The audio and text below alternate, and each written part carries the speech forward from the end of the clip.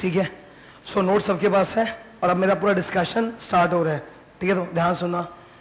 जो नवंबर 14 में ये जो एग्जाम होने वाला है अभी सीए फाइनल का, इसमें अमेंडमेंट्स, मैं लॉ और ऑडिट की बात करूंगा जो मेरा फील्ड है। लॉ में और ऑडिट में क्या क्या अमेंडमेंट्स है बता रहा हूं। लॉ के अंदर 3 चीज में अमेंडमेंट आया है। फर्स्ट, कंपनीज एक्ट 2013 को लेकर इन्होंने क्लैरिफिकेशन इशू किया है। Second, SEBI ICDR regulations, short में जिसको सेबी रेगुलेशंस बोलते हैं, उसमें अमेंडमेंट है। एंड थर्ड, सबसे बड़ा अमेंडमेंट है इंश्योरेंस एक्ट 1938 में। ये 3 चीज में लॉ में अमेंडमेंट है। ऑडिट में अमेंडमेंट कहां है? कारो 2015 बिग वन। सेकेंड, क्लॉज 49, ये क्लॉज 49 कॉर्पोरेट गवर्नेंस के ऊपर होता है, ऑडिट के सिलेबस में।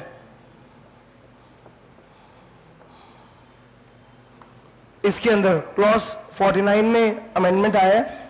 एंड थर्ड पॉइंट जो है, कॉस्ट ऑडिट चैप्टर में एज सच तो अमेंडमेंट मई 2015 में आ चुका था, मई 2015 वाले एग्जाम के लिए आ चुका था। बट क्या है कि उससे मई 15 में कुछ पूछा नहीं गया है और अभी 2015 साल के अंदर कॉस्ट ऑडिट को लेकर ना कई सारे नोटिफिकेशंस इशू हुए, जिसकी वजह से वो टॉपिक थोड़ा लाइमलाइट में आ गया है। So cost audit I would include. बाकी टैक्स ऑडिट फॉर्म 3CD में जो अमेंडमेंट था वो मई 2015 का अमेंडमेंट था, वो नवंबर 15 का अमेंडमेंट नहीं। When we are doing amendment for November 15, उसका मतलब है incremental amendments that happened between May 15 and November 15। वो अमेंडमेंट्स जो मई 15 में नहीं थे, जो सिर्फ नवंबर 15 में आए हैं, तो वो वाला अमेंडमेंट्स कर रहे हैं। We are not doing amendments like last 1.5-2 साल में जो अमेंडमेंट्स आया। 1.5-2 साल का अगर अमेंडमेंट्स का बात करें तो अब तो कंपनीज एक्ट 13 पूरा का पूरा वो जो 282 सेक्शन है, that is entire amendment thing. Tax audit में फॉर्म 3CD पिछले साल बता था 2014 में, तो tax audit chapter is also amendment.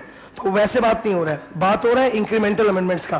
ठीक है, तो लॉ में ये है, ऑडिट में ये। अब कहां कहां कितना चेंजेस है उसके ऊपर फोकस करना है और हम लोग का क्लासेस किस तरह से होगा उस पर बात करना है।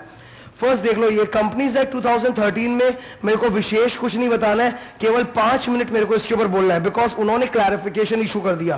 तो कंपनीज एक्ट 13 में बहुत सारे अमेंडमेंट जो पढ़ सकते थे, that we don't have to study, उन्होंने बोल दिया कि वो एप्लीकेबल नहीं है फॉर द नवंबर 15 एग्जाम। तो हम लोग का लोड हल्का हो गया। तो it's more of a clarification rather than amendment in this. Second, SEBI regulation में छोटा सा अमेंडमेंट आया, छोटा सा अमेंडमेंट है, बहुत ज्यादा नहीं है, 15-20 मिनट्स का डिस्कशन है। ज्यादा, सबसे ज्यादा डिस्कशन है इसके ऊपर, इंश्योरेंस एक्ट 1938। जो इंश्योरेंस अमेंडमेंट एक्ट 2015 आया है, इंश्योरेंस अमेंडमेंट एक्ट 2015, उससे 3 एक्ट के अंदर अमेंडमेंट आया। एक इंश्योरेंस एक्ट 1938, दूसरा इरडा एक्ट 1999 और तीसरा general insurance business nationalisation act. पर अब क्या है ना, इरडा के अंदर जो अमेंडमेंट आया है दैट इज इनकॉन्सिक्वेंशियल, वो कॉमा फुल स्टॉप का अमेंडमेंट है, काम का नहीं है। जनरल नेशनल इंश्योरेंस नेशनलाइजेशन वो हम लोग के सिलेबस में नहीं है। ठीक है, तो मेन अमेंडमेंट जो आया वो इसके अंदर आया है। लॉ में हम लोग का जो भी अमेंडमेंट का डिस्कशन चलेगा ना, you can just consider 90% of it will be this, 90% will be this insurance act 1938 और 10% बाकी इस पे टाइम स्पेंड होगा। ठीक है, आज जो लॉ का हैंडआउट मिला अमेंडमेंट का नोट्स, ये सिर्फ लॉ का है। ओके, ऑडिट का बाद में मिलेगा। ऑडिट में क्या क्या कवर अप करने का है, कारो 2015 ये पूरा चेंज हुआ है, 12 क्लॉजेस है, पहले 21 क्लॉजेस होते थे। कारो की क्लासेस शायद ऑलरेडी तुम लोग में से कई जन कर चुके हैं, तो करना नहीं पड़ेगा। ठीक है, पर जिन्होंने नहीं किया उनको करना पड़ेगा, because that's an amendment, important है कमिंग टर्म के लिए, तो महा इंपॉर्टेंट है कारो। फिर कारो पे ना मैं क्वेश्चन आंसर्स भी डिस्कस करूंगा बना के। ठीक है, कि कैसे क्वेश्चन आएगा नहीं आएगा। एक जो स्टूडेंट का सबसे बड़ा क्वेरी आ रहा है कि नया वाला कारो तो पढ़ लिया, बट नया वाला कारो में क्वेश्चन आंसर किस तरह का आएगा वो बताओ। तो वो क्वेश्चन आंसर्स जो है उसका मेरे को डिस्कशन करना है, दैट इज इंपॉर्टेंट। ठीक है, फिर क्लॉज 49 में चेंजेस आया है, रिलेटेड पार्टी ट्रांजैक्शन। लॉ में हम लोग पढ़ते हैं ना डायरेक्टर्स चैप्टर के अंदर, रिलेटेड पार्टी ट्रांजैक्शन सेक्शन 188। तो इन्होंने कंपनीज एक्ट 13 में रिलेटेड पार्टी ट्रांजैक्शन को लेकर जो ज्ञान दिया हुआ है that is very different from 1956 वाला लॉ। जो ओल्ड कंपनीज एक्ट था और जो न्यू कंपनीज एक्ट है उसमें रिलेटेड पार्टी ट्रांजैक्शंस को लेके ह्यूज डिफरेंस है, ह्यूज। तो सेबी ने भी क्या किया, क्लॉज 49 को अमेंड कर दिया। इनफैक्ट सेबी एक स्टेप आगे चला गया। जब मैं क्लॉज 49 बोल रहा हूं, I mean clause 49 of the listing agreement, I mean clause 49 of the listing agreement. कौन बनाता है इसको? सेबी। सेबी कंपनीज एक्ट 13 के भी एक स्टेप आगे चला गया। इन्होंने क्या किया, एक कंसेप्ट डाल दिया, ओमनीबस अप्रूवल। ऐसा नाम कंपनीज एक्ट 13 या 1956 का ही नहीं, इन्होंने नया डाल दिया। सेबी एक कदम आगे चला गया। सेबी क्या होता है ना, जब भी कंपनी लॉ में चेंज आता है तो सेबी भी अपने आप को चेंज कर देता है, और सेबी चेंज करते करते it went a step ahead. Consequently क्या हुआ, सेबी ने जैसे ही ये ओमनीबस अप्रूवल वाली बात डाली ना रिलेटेड पार्टी ट्रांजैक्शन में, तो कंपनीज एक्ट वालों ने भी अमेंडमेंट करने का सोच लिया, और उन्होंने इनफैक्ट 29 मई 2015 को कंपनीज अमेंडमेंट एक्ट 2015 नोटिफाई कर दिया। कंपनीज अमेंडमेंट एक्ट 2015 में ना ओमनीबस अप्रूवल वाला बात डाल दिया। तो ऐसा हुआ कि सेबी को देख के कंपनी लॉ में चेंज आ गया, but that change is not applicable for the coming exam. ठीक है। तीसरा कॉस्ट ऑडिट के बारे में बोल रहा हूं। कॉस्ट ऑडिट में जो अमेंडमेंट्स है वो एक्चुअली मई 15 वाले में हो ही गए हैं। ठीक है, मई 15 वाले पोर्शन में वो हो ही चुका है। That's not a separate amendment of November 15, but क्या है कि टॉपिक थोड़ा लाइमलाइट में ज्यादा है, ओके, इसलिए उसको यहाँ पे इंक्लूड किया है। अब क्लासेस का ब्रेकअप कैसे है, there will be 4 classes on amendment. रफली तुम देख सकते हो 1.5 क्लास होगा लॉ पर, 1.5 क्लास होगा लॉ पर, और 2.5 क्लास होगा ऑडिट पे, क्योंकि इसमें थोड़ा कंटेंट ज्यादा है। इसमें जो कंटेंट है वो इसको लेकर है, और ऑडिट में कंटेंट इसको लेके, जिसकी वजह से साइज बहुत ज्यादा हो गया है। ठीक है, तो 1.5 क्लास उस पर, 2.5 क्लास उस पर। आज हम लोग ये वाला पोर्शन करने वाले हैं। ठीक है, तो अब मैं इस पे आ रहा हूं।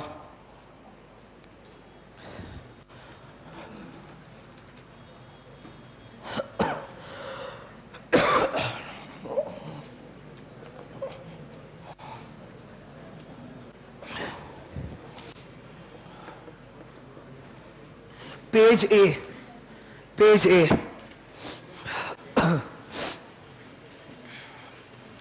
नोट्स में पेज नंबर ए पे आ जाओ। ठीक है, पहुंच गया? ओके, डिस्कस कर रहा हूं, सुनना प्लीज। पेज ए के टॉप पर देखो, जो शुरू का हाफ पेज तुमको दिख रहा है ना, शुरू का हाफ पेज, वो सीए इंस्टीट्यूट के अनाउंसमेंट में आया है। तो स्टूडेंट को रहता है ना कि बताओ सीए इंस्टीट्यूट क्या अनाउंस किया, तो ये किया। सीए इंस्टीट्यूट ने बोला, जो लिखा है मैं वही बोल रहा हूं, तो लिखने का तुम्हारा कोई लोड बोल के है नहीं, तुमको बस खाली सुनना है। इन्होंने बोला कि कंपनीज एक्ट 2013 में जितने भी सेक्शंस 31 मार्च 2015 तक नोटिफाई हुए हैं उतना ही एप्लीकेबल होगा, उसके बाद का एप्लीकेबल नहीं होगा। नाउ द थिंग इज 31 मार्च 2015 तक कंपनीज एक्ट 2013 का कितना सेक्शंस नोटिफाई हो चुका है? 282 सेक्शंस। और आफ्टर 31 मार्च कितना सेक्शंस नोटिफाई हुआ है? एक भी नहीं, एक भी नहीं। जितना भी सेक्शंस कंपनीज एक्ट 13 का नोटिफाई हुआ है, वो जो टोटल 282 सेक्शंस है वो 31 मार्च के पहले का ही है। 31 मार्च 2015 के बाद से लेकर अब तक एक भी नया सेक्शन इन्होंने नोटिफाई किया ही नहीं है। क्यों? एनसीएलटी नहीं बना ना। वो जो बचे हुए सेक्शन है वो नोटिफाई क्यों नहीं हो रहे? Because they are waiting for NCLT. अब एनसीएलटी बना ही नहीं तो वो सेक्शन नोटिफाई हुआ नहीं। तो स्टूडेंट्स का जो एक सबसे कॉमन डाउट था, कॉमन डाउट ये था कि 3 चैप्टर्स ऐसा है, 3 चैप्टर्स ऐसा है जो हम लोग ओल्ड कंपनीज एक्ट 1956 से पढ़ रहे हैं। 3 चैप्टर्स। पहला कॉम्प्रोमाइज अमेलगमेशन एंड रिकंस्ट्रक्शन, दूसरा prevention of operation and mismanagement, and third finally है वाइंडिंग अप। तो ये 3 चैप्टर हम लोग को अभी भी ओल्ड कंपनीज एक्ट 1956 का ही पढ़ना है। हम लोग को कंपनीज एक्ट 2013 से वो नहीं करना है, वो पढ़ ही नहीं सकता तुम। मैं बता रहा हूं तुमको, ये 3 चैप्टर है ना, अगर कोई स्टूडेंट कल को मतलब चाहता है, जैसे मान लो मेरा तो काम है पढ़ाने का, तो मैं सपोज चाहता हूं कि मैं ये 3 सेक्शन जबरदस्त जम के पढ़ लूं, ये 3 चैप्टर नया वाला लॉ से, मैं नहीं पढ़ सकता। I have a limitation. Limitation in what sense? New companies act के अंदर एक चैप्टर पर एक रूल्स खड़ा होता है। नया वाला कंपनीज एक्ट में कोई भी एक चैप्टर उठा के पढ़ोगे उस पर दुनिया भर का रूल्स होगा, फॉर्म नंबर्स होगा। ये 3 चैप्टर का रूल्स बना ही नहीं अभी तक, और बिना रूल्स के तुम कंपनीज एक्ट 13 को हाथ भी नहीं लगा सकते। कंपनीज एक्ट 13 में हर जगह लिखा हुआ है as may be prescribed, as may be prescribed. जैसे अमालगमेशन करना है तो अमालगमेशन के लिए स्कीम एनसीएलटी के पास जमा होगा नया वाला लॉ में, तो कौन सा फॉर्म में होगा नहीं पता, क्योंकि उसका रूल्स बना ही नहीं है अभी तक। एनसीएलटी बना नहीं है तो इन तीनों चैप्टर के रूल्स फ्रेम नहीं हुए, तो you can't study this. CWA institute को बीच में थोड़ा जोश आ गया था, ठीक है, तो सीडब्ल्यूए इंस्टीट्यूट वालों ने क्या किया, अपने लॉ के मटेरियल में ये 3 चैप्टर पूरा नया ठोक दिया। ओके, जून 15 एग्जाम के लिए, जून 15 जो गया उस एग्जाम के लिए, एग्जाम के 2 महीना पहले बोला ये नया नहीं पढ़ना, ओल्ड वाला ही पढ़ना है। तो वो पढ़ा नहीं जा सकता ना, बिकॉज उसका रूल्स और फॉर्म नंबर आया ही नहीं है। तो ये 3 चैप्टर ओल्ड का ओल्ड ही रहेगा। ये वो फर्स्ट पॉइंट। फिर उन्होंने बोला एज फार एज नोटिफिकेशंस,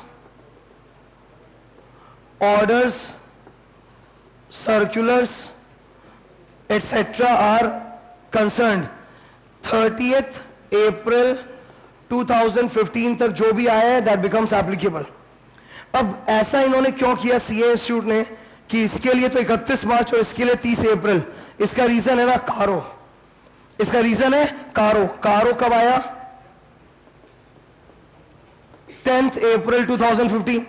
अब अगर नोटिफिकेशन ऑर्डर के लिए भी ये लोग बोल देते ना 31 मार्च तक, तो कारो एप्लीकेबल हो नहीं पाता एग्जाम के लिए, तो उन्होंने इसको टान के बोल दिया कि नहीं ये 30 अप्रैल तक का एप्लीकेबल रहेगा, यानी कॉन्सिक्वेंशियली कारो 2015 is applicable for the coming exam. Audit paper में कारो का हमेशा एक वेटेज रहता है, चाहे वो फाइनल हो चाहे फिर वो आईपीसीसी हो, हमेशा वेटेज रहेगा। तो कारो 2015 इज एप्लीकेबल। ये हुआ कंपनीज एक्ट को लेके क्लैरिफिकेशन। अब इसमें 2-4 चीजें और। पेज ए में नीचे देखो, सबसे पहले एक छोटा सा टेबल दिखाई दे रहा है, सबसे ऊपर एक छोटा सा टेबल ना, 2 पॉइंट है जिसमें, उसमें सीए इंस्टीट्यूट ने बोल दिया कि ये 2 चैप्टर्स जो हैं, ये 2 चैप्टर्स एप्लीकेबल नहीं है फॉर एग्जाम। उन्होंने बोल दिया नॉट एप्लीकेबल। कौन सा 2 chapter? Revival and rehabilitation of sick units, sick companies, और दूसरा एनसीएलटी एंड एनसीएनएलटी बोल के चैप्टर है, एनसीएलटी एंड नेक्लाइट बोल के चैप्टर है, वो भी एप्लीकेबल नहीं है। तो ये 2 चैप्टर हम लोग पढ़े भी नहीं थे और हम लोग को पढ़ना भी नहीं है, बिकॉज इट्स नॉट एप्लीकेबल। ये इन्होंने पहले भी क्लैरिफाई किया हुआ है। Okay, that is one. अब इंपॉर्टेंट बात जो बोलना है, जो अगेन कुछ स्टूडेंट्स का डाउट है,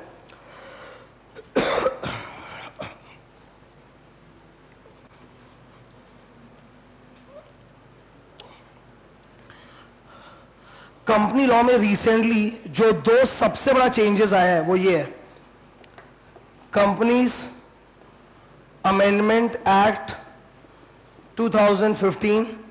ये इसका जो लिटरेचर है that was published on 25 May, but official gazette में नोटिफाई हुआ था 29 मई 2015 को, ठीक है। और इसके बाद प्राइवेट कंपनी, गवर्नमेंट कंपनी,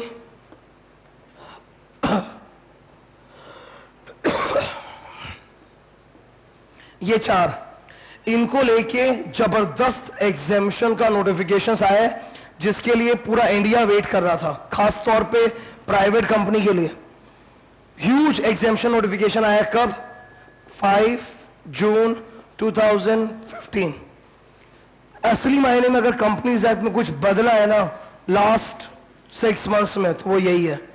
सो पहले जब मैं अमेंडमेंट क्लास लेने वाला था तो it was like my plan कि मैं ये पूरा कराऊंगा, बट फिर क्या हुआ, सीए इंस्टीट्यूट का एकदम क्लैरिफिकेशन आ गया कि 30 अप्रैल के बाद कोई भी नोटिफिकेशन वगैरह कुछ भी अमेंडमेंट आया है, नॉट एप्लीकेबल।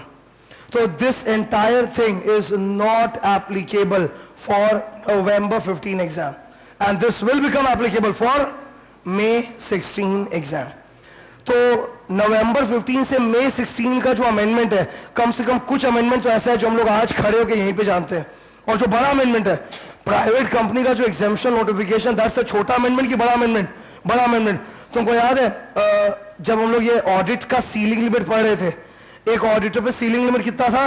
20 कंपनीज, ठीक है।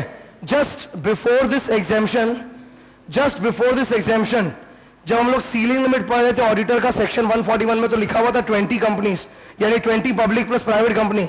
तो सारे के सारे वो ऑडिटर चार्टर्ड अकाउंटेंट लोग शिकायत कर रहे थे, कंप्लेन कर रहे थे कि ऐसे कैसे चलेगा, ये है वो है, 20 का लिमिट डाल दिया टोटल, सीए इंस्टीट्यूट 30 का डाला था, 30 का 30 का, अब ये लोग 20 का डाल दिया है। तो इन्होंने क्या किया, ये एग्जामिशन दे दिया प्राइवेट कंपनीज का कि private companies satisfying certain criteria, कुछ क्राइटेरिया है, दे आर एग्जेम्प्टेड, उनको सीलिंग लिमिट में काउंट नहीं किया जाएगा।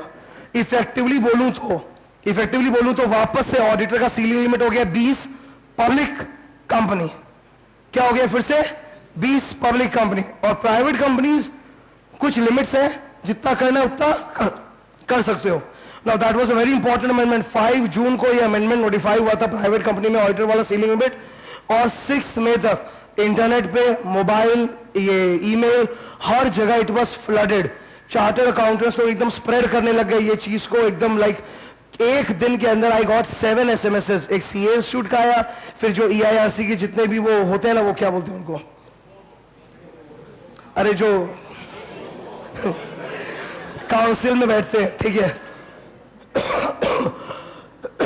तो उनका भी आने लग गया। तो पर वो इतना भयानक अमेंडमेंट होने के बाद भी हम लोग के एग्जाम के लिए एप्लीकेबल नहीं है, नवंबर 15 एग्जाम के लिए एप्लीकेबल नहीं है। तो नवंबर 15 में अगर तुमसे कोई पूछे कि ऑडिटर कितना ऑडिट कर सकता है, तुम्हारा आंसर होगा 20 कंपनीज, टोटल 20 कंपनीज, तुम्हारा यही आंसर होगा।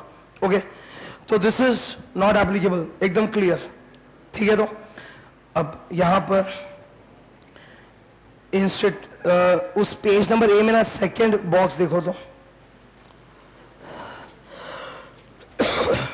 चार बॉक्सेस है ना, सेकेंड वाला बॉक्स देखो मिला, उसके बारे में मैं बोल रहा हूं, सुनना।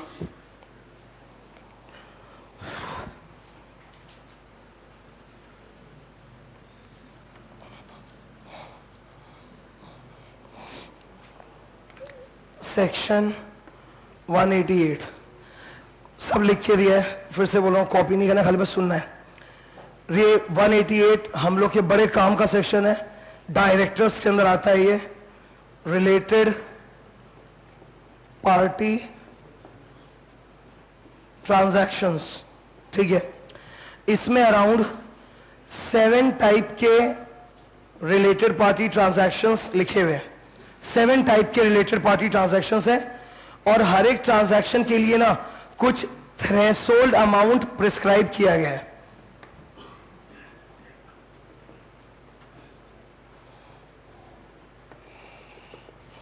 सेक्शन 188 में रिलेटेड पार्टी ट्रांजैक्शंस, क्योंकि ये बहुत इंपॉर्टेंट है, एग्जाम में आएगा और कई जन को इसको लेके दिमाग में कंफ्यूजन होगा, इसको क्लियर करा रहा हूं एकदम, ठीक है, एकदम ध्यान सुनना। डायरेक्टर्स के अंदर, you know directors is important for exam, और डायरेक्टर्स के अंदर जो रिलेटेड पार्टी ट्रांजैक्शन है वो तो वहां इंपॉर्टेंट कैटेगरी का सेक्शन है 188। उसमें 7 टाइप का रिलेटेड पार्टी ट्रांजैक्शन लिखा है, sale, purchase, supply of goods and material, services, immovable property, underwriting commission, बहुत कुछ है। तो उन सब के लिए ना कुछ थ्रेशोल्ड अमाउंट है, जो हम लोग सब पढ़ चुके हैं कि एक थ्रेशोल्ड अमाउंट है। अगर तुम्हारे ट्रांजैक्शन का वैल्यू थ्रेशोल्ड अमाउंट के नीचे है तो क्या पास करना है, BRN BM। अगर तुम्हारे ट्रांजैक्शन का जो अमाउंट है वो इस थ्रेशोल्ड के ऊपर है तो BRN BM के साथ क्या पास करना है, ठीक है। अब सुनो, यहीं पे मेरा डाउट, BRN BM के साथ क्या पास करना है बता रहा हूं। जब ये कंपनीज एक्ट 2013 नोटिफाई हुआ तो उसमें लिखा था SR, BRN BM के साथ क्या, SR। फिर क्या हुआ, दिसंबर 2014 में कंपनीज अमेंडमेंट बिल आया, बिल, और कंपनीज अमेंडमेंट बिल में उन्होंने SR को रिप्लेस करके कर दिया OR। वो बिल था, वो एक्ट नहीं था, वो बिल एक्ट बन गया 25 मई 2015 को, जब प्रेसिडेंट ने साइन किया, जिसके बारे में मैंने लिखा था बोर्ड में, companies amendment act 2015 notified on 29 मई। उसमें उन्होंने कंफर्म करके इसको OR कर दिया, ठीक है। तो मतलब बेसिकली बिल का तो कोई औकात है नहीं, बिल को भूल जाओ। कंपनीज अमेंडमेंट एक्ट 2015 इस SR को क्या बना चुका है, OR। लेकिन क्या नवंबर 15 के लिए कंपनीज अमेंडमेंट एक्ट 2015 एप्लीकेबल है क्या? नो। सीए स्टूडेंट ने बोल दिया कि वो कंपनीज अमेंडमेंट एक्ट 2015 जो 29 मई को नोटिफाई हुआ है, 29 मई 2015 में, दैट इज नॉट एप्लीकेबल। यानी इंडिया फॉलो कर रहा है OR, बट हम लोग फॉलो करेंगे SR। ठीक है, जितनी भी कंपनीज है वो क्या फॉलो करेगी? OR, बिकॉज अमेंडमेंट नोटिफाई हो चुका 29 मई 2015 को। पर हम लोग नवंबर 15 के एग्जाम के लिए क्या पढ़ेंगे? SR। ठीक है, अराउंड लास्ट 6 मंथ से जो भी कंपनी लॉ का क्लासेस मैंने लिया था, मैंने सब जगह नया वाला ही पढ़ाया था OR, क्योंकि नया था। And I was under this kind of impression कि यार ये नया एक्ट आया है, नया अमेंडमेंट तो पक्का एग्जाम में वो डाल देंगे, बट वो नहीं डाला। ठीक है, तो मैं हमेशा OR पढ़ा रहा था और मैं बता भी रहा था कि SR था, उसको काट के OR कर दो। पर अब जबकि वो एप्लीकेबल है ही नहीं, एकदम क्लियर बोला जा चुका है, तो फिर मेरे को क्या पढ़ना है? SR। ये सबसे इंपॉर्टेंट अमेंडमेंट है, इसलिए मैंने बुक के अंदर ये कटवा के SR को OR बनवाया था। तो वो back to SR। If you are appearing for November 15 exam, तुम लिखेगा SR। If you are appearing for May 16 exam, you will write OR। तो आंसर चेंज कर जाएगा, जितने भी आंसर्स है वो चेंज करेंगे। ये क्लियर है? लिख के दे दिया सर। ओके, नेक्स्ट नीचे देखो, उस पेज नंबर A का third box, sorry, page number A का जो थर्ड बॉक्स है वो अभी अभी मैंने बोर्ड पे बता दिया था कि कंपनीज अमेंडमेंट एक्ट 2015 और जो प्राइवेट कंपनी के एग्जामिशन नोटिफिकेशंस आए हैं, they are not applicable for your exam. तो कंपनी एक्ट 13 में जो भी क्लैरिफिकेशन अमेंडमेंट्स था वो कंप्लीट होता है। इस पेज में लास्ट बॉक्स को छोड़कर जितना भी लिखा हुआ है कंपनीज एक्ट 13 का सारा ज्ञान वो डन है। इट वाज, मतलब मैंने नया कुछ नहीं पढ़ाया, बस कुछ क्लैरिफिकेशंस थे देने जरूरी थे, वो दिया है। मैं एक बार उन क्लैरिफिकेशंस को समराइज करके बता रहा हूं, प्लीज सुन लो। CARO 2015 applicable for exam, companies amendment act 2015 not applicable for exam, private company exemption notifications not applicable for exam. फिर compromise arrangement, oppression mismanagement, winding up, old act, new act से नहीं, कहां से? ओल्ड एक्ट से करना है। ठीक है, और ये 188 में खास तौर पे OR नहीं होगा, क्या होगा? वही पुराना SR। ये क्लियर है? नेक्स्ट टॉपिक में मूव कर रहा हूं, सेबी रेगुलेशन। टोटल लॉ में कितना अमेंडमेंट है?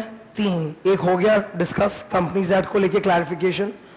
सेबी में कुछ अमेंडमेंट है जो सच्ची में पढ़ाने लायक है, अब पढ़ाने लायक मैटर चालू हो रहा है।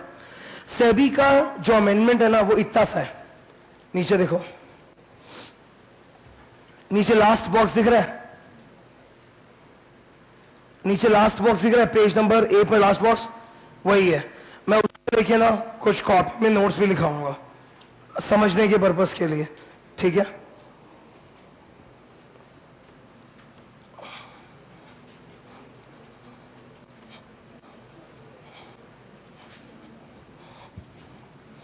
कॉपी में हेडिंग देना,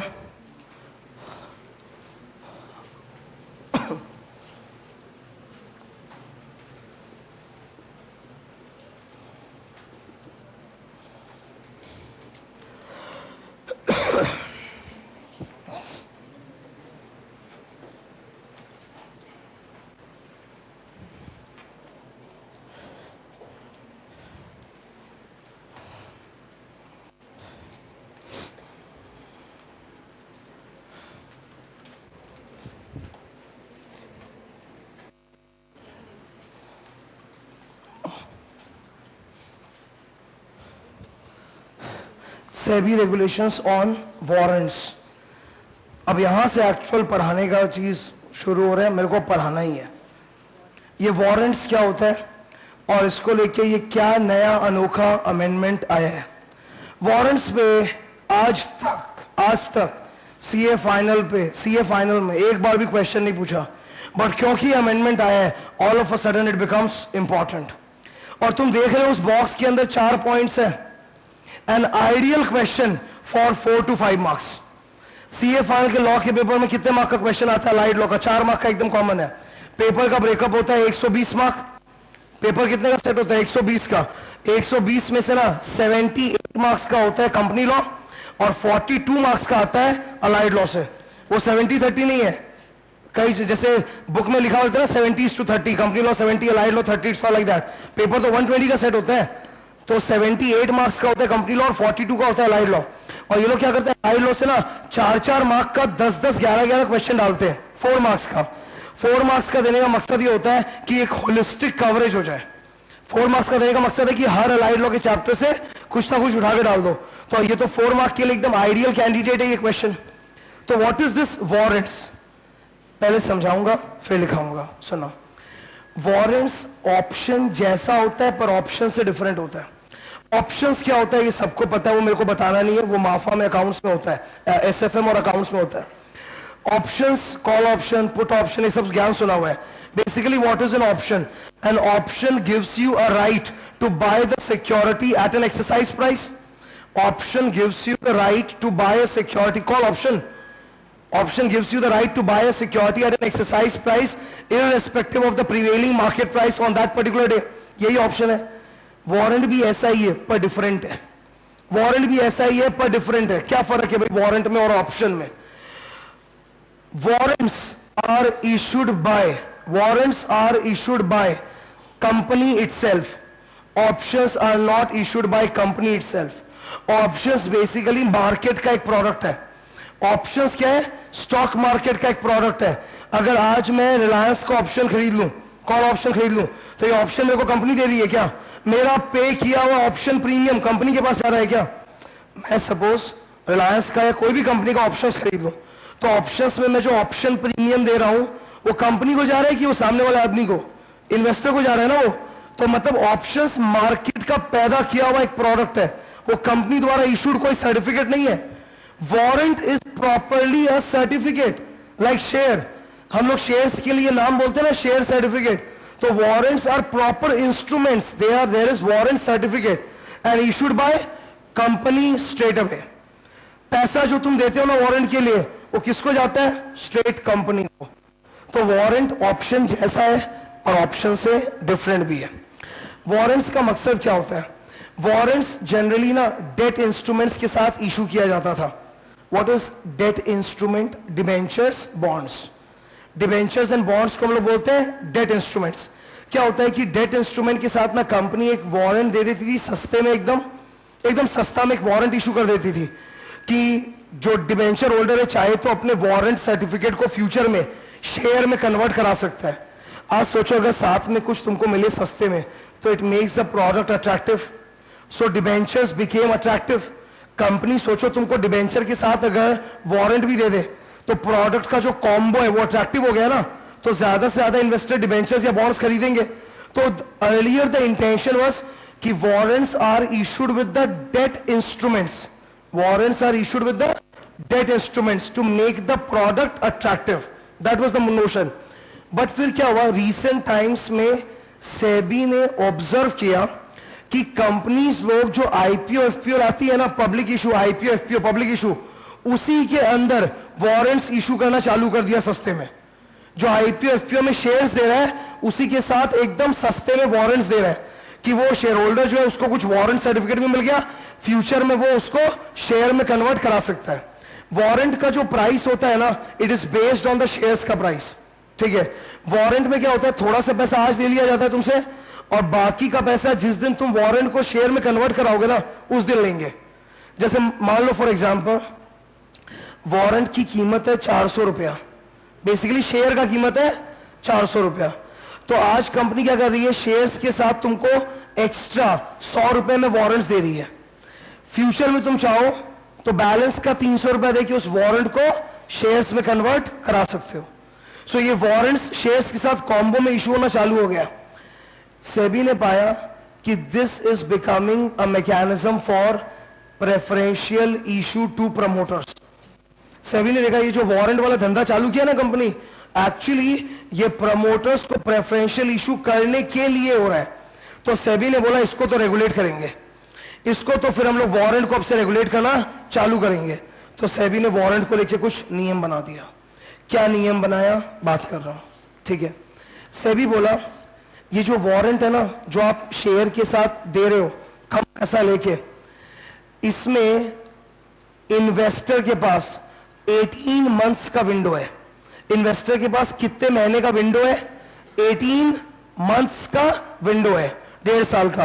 1.5 साल के अंदर वो कन्वर्ट करा सकता है, उसके बाद वो कन्वर्ट नहीं करा पाएगा।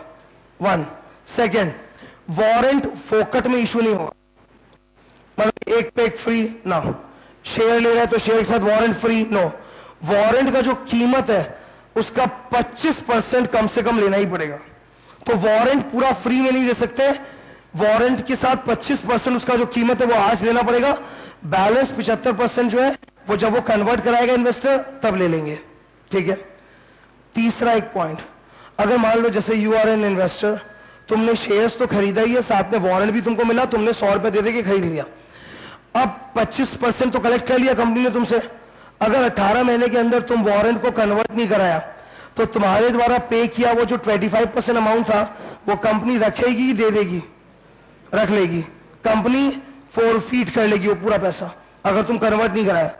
तो इसका मतलब कहीं ना कहीं मेरे को लग रहा है ये वारंट तो ऑप्शन नहीं होके मजबूरी बन गया है। ऑप्शंस का तो मतलब होता है कि मेरा मन मैं लूं या ना लूं, और वारंट में तो क्या है, अगर मैं नहीं लिया तो मेरा वो 25% जो मैंने दिया वो डूब जाएगा। यानी warrants is genuinely a serious investment. जो भी आदमी ले रहा है उसको एंड ऑफ द डे कहीं ना कहीं तो कन्वर्ट कराना ही पड़ेगा। बात क्लियर है? अच्छा, और एक चीज, हम लोग ऐसा नहीं कर सकते कि एक शेयर पे 10-10 वारंट दे रहे हैं ना। एक शेयर पे मैक्सिमम एक वारंट दिया जा सकता है, 10 शेयर्स पे 10 वारंट मैक्स, उससे ज्यादा नहीं। You can not have 1 share अगर ले रहे हो साथ में 10 वारंट्स, ऐसा नहीं। हाँ, तुम ये उल्टा कर सकते हैं कि 10 शेयर्स के साथ एक वारंट, मैक्सिमम कितना? एक शेयर के साथ एक वारंट, उससे ज्यादा नहीं, ठीक है। सब लिखा हुआ है, लेकिन जो एक्स्ट्रा मैंने बोला वो लिखा रहा हूं, लिखो। Warrants are similar to options. warrants are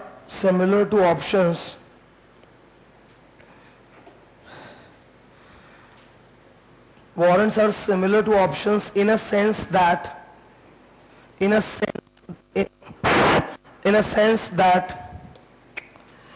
it can be converted into shares.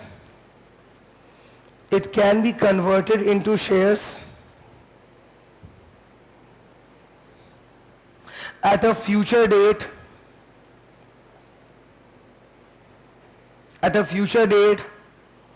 by paying the remaining price.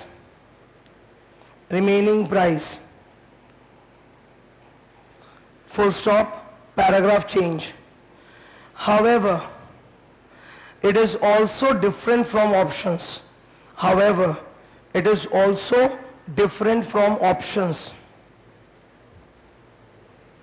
Because warrants are issued straight by the company.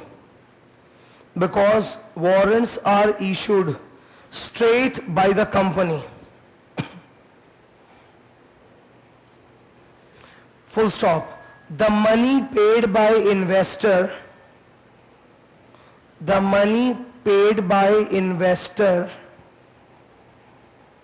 on warrants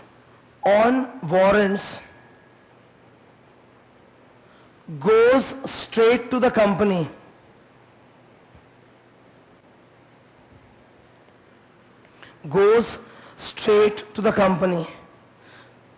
Full stop.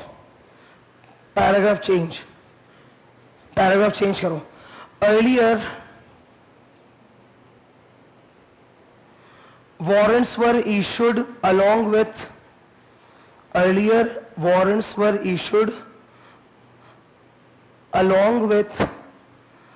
debt instruments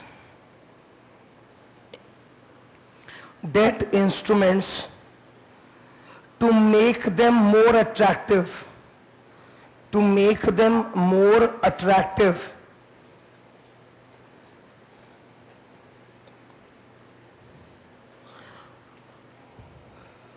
Full stop. However, in recent times, in recent times companies started issuing warrants during the public issue. Companies started issuing warrants during the public issue and rights issue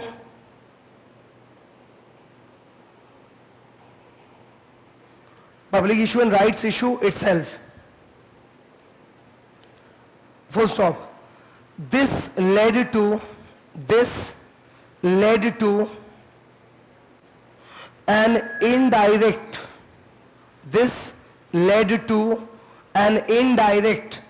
preferential issue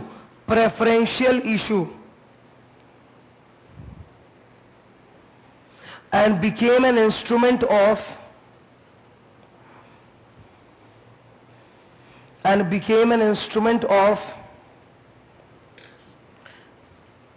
private profiteering.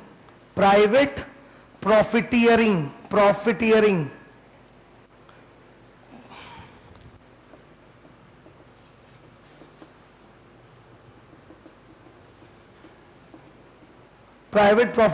in the hands of promoters.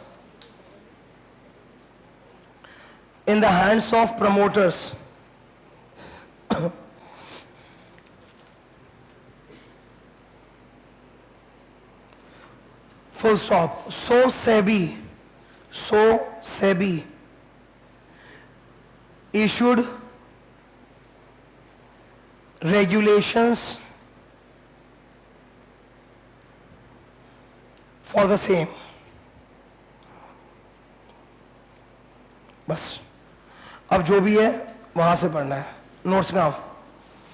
तो क्या एक company अपने public issue या rights issue के साथ warrants दे सकती है क्या? हाँ, subject to 4 conditions. Number 1, the tenure of such warrants shall not exceed 18 months. Highlight करो 18 months. ये जो 18 months है ना, यही अमेंडमेंट है। पहले ये 12 था, अब ये कितना हो गया? 18। ठीक है, ये अमेंडमेंट है। shall not exceed 18 months from the date of allotment in public/rights issue. Second, not more than one warrant shall be attached to one security. मतलब एक शेयर पे मैक्सिमम कितना वारंट दे सकते हो? एक वारंट। तुम 10 शेयर पे एक वारंट दे सकते हो, वो चलेगा, पर एक शेयर पे 10 वारंट नहीं। एक शेयर पे मैक्सिमम कितना वारंट सर्टिफिकेट? एक। Number 3, the price or conversion formula of the warrants shall be determined upfront and at least 25% of the consideration amount shall also be received upfront. मतलब warrant का, एक तो मैंने स्टार्ट जब किया मैंने बोला warrant is similar to options. Option क्या होता है? Derivative product. तो वारंट भी तो डेरिवेटिव है ना। तो वारंट का जो कीमत है वो अंडरलाइन शेयर्स के प्राइस से तय होगा। वारंट का जो कीमत है वो अंडरलाइन शेयर्स के प्राइस से तय होगा। तो प्राइस या तो अभी बोल दो लिख के नंबर में, या फिर प्राइस निकालने का कोई फॉर्मूला बोल दो। या तो प्राइस आज ही बोल दो या प्राइस निकालने का कोई फॉर्मूला बोल दो। फॉर्मूला बोलना मुश्किल नहीं है। सेबी के अंदर ना, सेबी रेगुलेशंस के अंदर प्राइस का जो भी फॉर्मूला होता है वो प्रीवेलिंग स्टॉक मार्केट प्राइस पे होता है।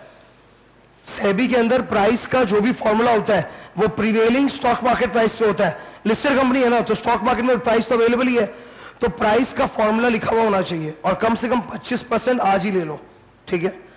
Last, in case the warrant holder does not exercise the option to take equity shares against any of the warrants held by him, the consideration paid in respect of such warrant shall be forfeited by the issuer.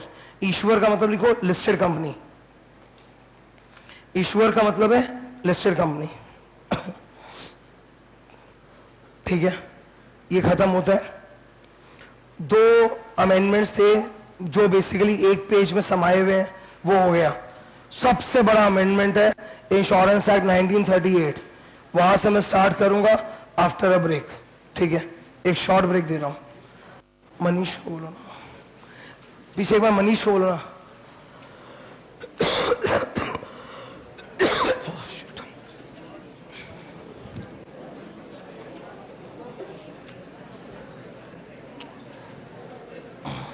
एक second हाँ ठीक है जाओ।